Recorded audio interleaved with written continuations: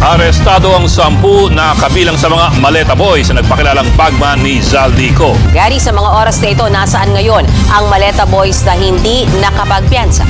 Yan, Bok, maaaring ang this weekend, Sabado at Linggo, maaaring dito sa presinto, manatili muna yung 10 bodyguard ni dating Congressman Zaldico matapos ng hindi pumayag ang RTC ng Las Piñas na mga pagpiyansa. Pasado alas 8 ng umaga nang iproseso ni Attorney Levy Baligod ang piyansa para sa 4 counts na perjury. Nagugat yan sa mga kasong isinampa ni dating Senador Antonio Trillanes, Congresswoman Laila De Lima, Bucor Chief Gregorio Catapang at dating National Security Advisor Eduardo Año.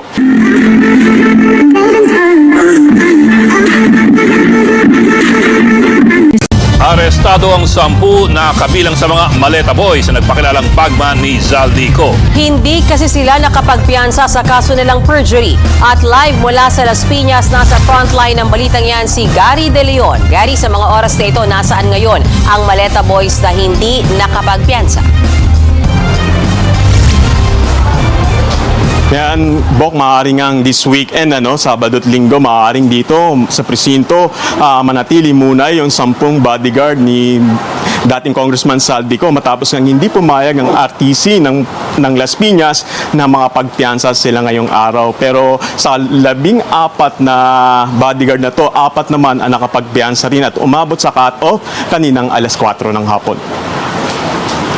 Pasado alas 8 ng umaga nang iproseso ni Attorney Levy Baligod ang piyansa para sa 4 counts na perjury. Nagugat yan sa mga kasong isinampa ni dating Senador Antonio Trillanes, Congresswoman Laila De Lima, Bucor Chief Gregorio Catapang at dating National Security Advisor Eduardo Año.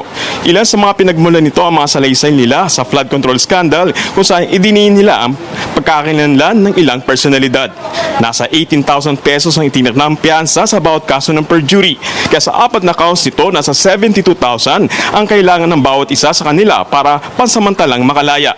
Pero imbis na proseso, hinanapan ng dokumento at affidavit ng korte si Attorney Baligod na nag-uugnay na hindi na aresto ang 14 na Maleta Boys. Dahil daw sa mabagal na proseso, 4 lang ang pagpiyansa habang inabutan na ng pagsasara ng korte ang 10 Maleta Boys. Dahil dito, agad inaresto na Las Piñas Police ang 10 bagman at idinaan sa proseso ng booking, mugshot at medical examination para sa inquest proceedings sa kanilang kaso.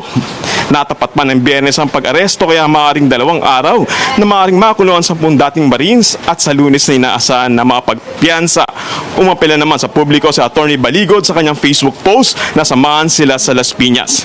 Posible raw kasing may masamang mangyari sa Maleta Boys sa kulungan. Samantala, umaasa si Attorney Baligod na matatapos na Las Piñas Police ang Certificate of Detention ng 10 bodyguard para makahabol sila sa Midnight Court ng Makati RTC. Maaari pa rin daw makapag-bail ang mga bodyguard kapag nakumpleto na ang mga kailangan dokumento. Kanina nga, pasado alas 9 ng gabi, nakumpleto na ang dokumento at tumuloy na sa Makati RTC si Attorney Baligod para mag-avail ng request sa korte na makapag-bail na ang Maleta Boys. Pakinggan natin ang pahayag ni Attorney Baligod. Hinanda na namin lahat ng dokumento na kailangan sa bail sa Caloocan, Muntinlupa, San Juan at sa Las Piñas. Pare-parehong set of documents yan kasi base yan sa rules of court. Ngayon, document dinala namin sa Caloocan, aprobado ka agad. 2 oras lang kami. Punta sa Muntinlupa, wala pang 1 oras, tapos na. Mayan, Bok, nagtagal yung paggawa ng Certificate of Detention dito nga sa PNP Las Piñas. Kailangan raw kasi ito lalo na kung hindi ka sa korte ng Las Piñas mag-a-avail nga ng piyansa. At dahil napili nga nila yung Midnight Court ng Makati, dito sila tumungo ngayong gabi para umaasa sila bago mag-12 AM mamaya ay pumunta na rin doon yung mga bodyguard para makapag-avail nga ng piyansa. Naging problema kasi rito yung naging mabagal na proseso at pagkakamali nga sa paggawa ng Certificate of Detention. Theft daw kasi naisulat ng una kaya binago ulito at hinintay nilang mapirmahan at makompleto ang dokumento bago dinala nga ito ngayon sa Makati at sana raw ay maka-avail sila ng pagpapiyansa ngayong gabi. May anbo. Gary, isa sa akin, Alam ko na sabi mo sa report mo pero siguro mas liwanagin lang natin sa dami kasi nung claims doon sa affidavit na ang Maleta Boys alin doon eksakto yung sinasabing nag-lie sila under oath? Ano yung pinerjure nila? Kasi ang dami rin nilang mga dinawit ng mga personalidad. Ang haba ng affidavit nila.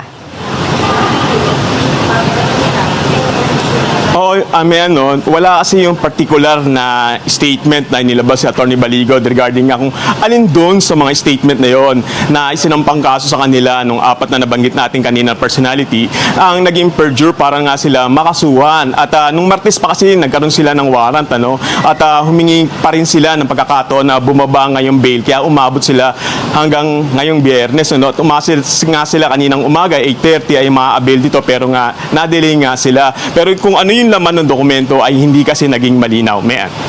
Parang Gary, tama ba at this point, hindi malinaw kung yung buong testimonya ba nila yung sinasabing nag-lie sila or nagsinungaling sila under oath or just parts of it? Wala tayong detalye niyan sa ngayon. Sinubukan natin at itanong nga kay Atty. Baligod sa ngayon kasi medyo busy siya sa pag-aabil nga ng pagkakataong makahabol sa korte sa Makati para makapag-bail. Pero yung proseso, yung dokumento at aling parte doon ay lilinawin niya kapag nakapag-relax na sila, nakapag-bail na sila at nakatawag na sila ng press con ay doon na malilinaw kung ano nga yung mga bagay na yon kaya sila ay nagkaroon ng warrant. Gary, may tanong lang ako. Kasi Biyernes ang gabi na so, kaya pa sila makapag-bail ngayong weekend? Kasi may nabanggit ka kaninang merong night court sa Makati. So, kaya pa nilang makapag-bail this weekend? Tama ba?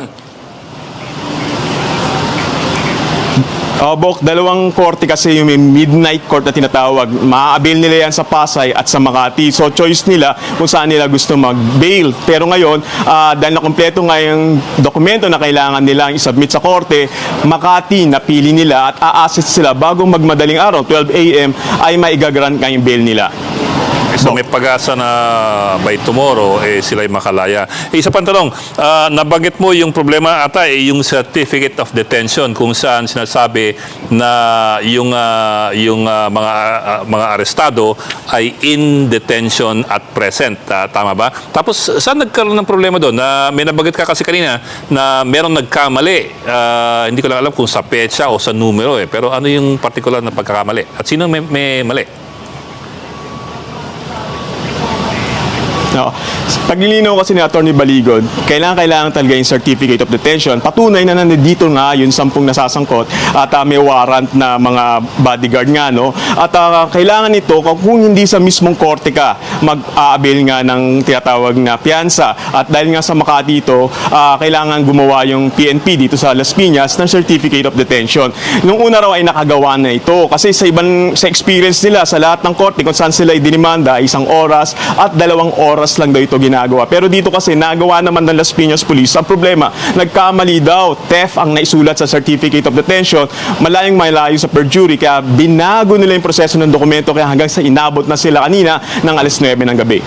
But theft yung nakalagay, hindi perjury. Akala ko theft, pagnanakaw. Tama. Pagnanakaw ang nakalagay. Kaya sabi nga ng Atty. Baligod, dapat hindi yan nakalagay sa kanilang papel, kundi dapat yan nakalagay doon sa mga nagreklamo sa kanila. Yun yung pabirong sabi ni Atty. Baligod. Oo. So sino nagkamali dun sa pagtatype? Yung police na gumagawa ng certificate? Tama ka, Bok. Nagkamali dito sa loob kung sino yung gumagawa ng certificate of detention.